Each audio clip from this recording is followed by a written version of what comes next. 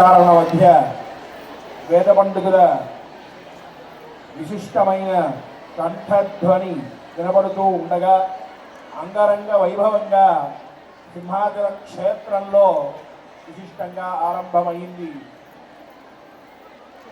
ఆగమాల్లోకెల్లా విశిష్టమైనటువంటి స్థానం కలిగినటువంటి ఆగమం శ్రీ పాంచరాత్రాగమం. సాక్షాత్తుగా ఆ పరమాత్మ యొక్క ఆదేశంతో భక్తజనులని అందరినీ కూడా ఉద్ధరించడం కోసం అత్యంత వైభవోపేతమైన పరమ రహస్యములతో కూడి ఉన్నటువంటి ఆగమ శాస్త్రంగా వెలుగొందుతూ ఉన్నటువంటి పాంచరాత్రాగమంలో మొట్టమొదటిగా స్వామివారి కళ్యాణం ఆరంభమయ్యేటప్పుడు విశ్వక్సేన పూజతోటి ఆరంభం చెయ్యాలి అని చెప్పబడింది. ఈ విశ్వక్సేనుల వారు ఎవరు అంటే ఇందాకే అర్చక స్వాములు వారు చెప్పారు. నిత్యశూరులు అని స్వామివారి యొక్క అనుచరగణంలో విశిష్టమైన స్థానం కలిగినటువంటి వారు ముగ్గురు ఉన్నారు. అనంతుల వారు, గరుడుల వారు, విశ్వక్సేనుల వారు.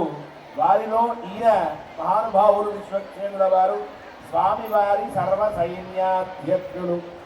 ఈ విశ్వక్సేన పూజ సామాన్యంగా మనమందరం కూడా మన కోసం చేసుకునేటప్పుడు ఏ విఘ్నము లేకుండా ఉండడం కోసం, మాకు ఏ ఇబ్బంది లేకుండా కార్యక్రమం జరగడం కోసం అనుగ్రహించు మమ్మల్ని స్వామి అని ప్రార్థిస్తూ విశ్వక్సేన పూజ చేసుకుంటాం.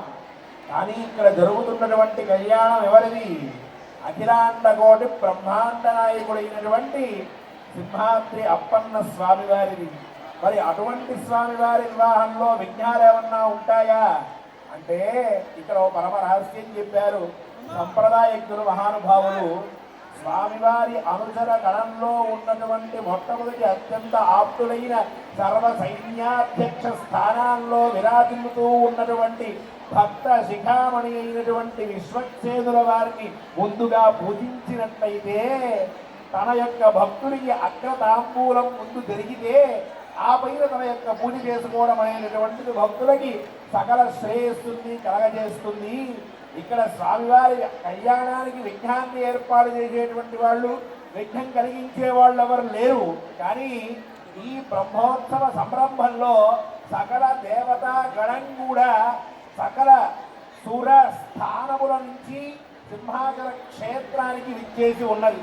వీళ్ళందరినీ కూడా ఒక బెత్తం పట్టుకుని మాస్టారు లాగా ఆయన చేతిలో ఒక వేత్రం ఉంటుంది. ఏం చెప్పారు? బెత్తం. వాళ్ళందరినీ కూడా ఇంద్రాను ఇక్కడ ఉండాలి, ఇగో యమాను ఇక్కడ ఉండాలి, కుబేరను ఇక్కడ ఉండాలి, స్వామివారి కళ్యాణం జరుగుతోంది, అందరూ కూడా సిద్ధంగా ఉండండి అని సకల దేవతలని కూడా సంసిద్ధపరిచేటటువంటి మహాత్ములు విశ్వక్సేనుల వారు. అటువంటి వారికి ముందుగా అగ్రతాంబూలం ఇచ్చి ఆయన్ని అర్చించుకున్నట్లయితే యస్య విరదవక్రాద్యాః ఆరిషత్యాః పరశ్చరం విఘ్నంతి సతతం విశ్వక్సేనం తమాశ్రయే అన్నట్టుగా సకల దేవతలు కూడా విఘ్నాలు పోగొట్టడం కోసం అని చెప్పి వాళ్ళందరూ కూడా సంసిద్ధులై ఉంటే వాళ్ళందరి మధ్య మీద కూడా ఆధిపత్యాన్ని ప్రదర్శిస్తూ మొత్తం స్వామివారి యొక్క బ్రహ్మోత్సవ సంరంభాన్ని, కళ్యాణ సంరంభాన్ని అత్యంత గొప్పగా నడిపించేటువంటి మహాత్ములు విశ్వక్సేనుల వారు. కాబట్టి మన జీవితాల్లో, మన కుటుంబాల్లో, మన కార్యాల్లో ఏ విధమైనటువంటి విఘ్నం కలగకుండా ఉండాలని ఆ విశ్వక్సేనుల వారిని ఈ సందర్భంగా మనందరం కూడా స్మరించుకున్నాం. ఒక్కసారి విశ్వక్సేనాయ నమః అని చెప్పి అందరం కూడా మనస్సులో స్మరించుకుని స్వామివారి యొక్క ఈ కళ్యాణ వైభోగంలో ద్వితీయ ఘట్టం పుణ్యాహ వాచనం అనేటటువంటి మంచి రోజు అని చెప్పి పండితులందరి చేత అనిపించుకున్నట్లయితే పుణ్య అహ వాచనం, మంచి రోజు అని చెప్పి వాళ్ళతోటి చెప్పించుకోవడం. కళ్యాణంకి ఇంతకంటే మంచి రోజు ఏముందండి? అయినప్పటికీ పండితులు ఒకసారి పుణ్యాహం భవంతో కుర్వంతు అంటే ఓం పుణ్యాహం అని చెప్పి అనుజ్ఞ ఇస్తారు. సకల దేవతాధిపతి అయినటువంటి ఆయన కళ్యాణానికి భూసురులైనటువంటి పండితులందరూ కూడా అయ్యా ఈ మంచి రోజు అని చెప్పి ఒకసారి పలికితే ఈ స్థలశుద్ధి జరుగుతుంది, ఆ పైన మన మనశుద్ధి కూడా కలుగుతుంది. తద్వారా స్వామివారి యొక్క కళ్యాణాన్ని మనం అత్యంత వైభవంగా చక్కగా చూడవచ్చు. పాంచరాత్ర ఆగమ సంప్రదాయంలో ఇప్పుడు పుణ్యాహవాచనాన్ని అర్చక స్వాముల వారు ఆరంభిస్తున్నారు. మన మనశుద్ధి, చిత్తశుద్ధి, బుద్ధిశుద్ధి అన్నీ మనకు కలిగించమని స్వామివారిని మనం వేడుకుంటూ ఆ యొక్క పుణ్యాహవాచన కార్యక్రమాన్ని చక్కగా జరిగిద్దాం. ధర్మం జ్ఞానం చ వైరాగ్యం కలశత్రయరామగం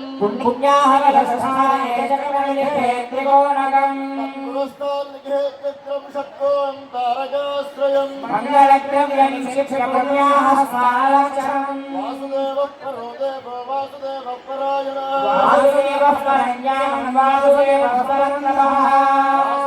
వాసుదేవస్య వాసుదం తే జగత్రయం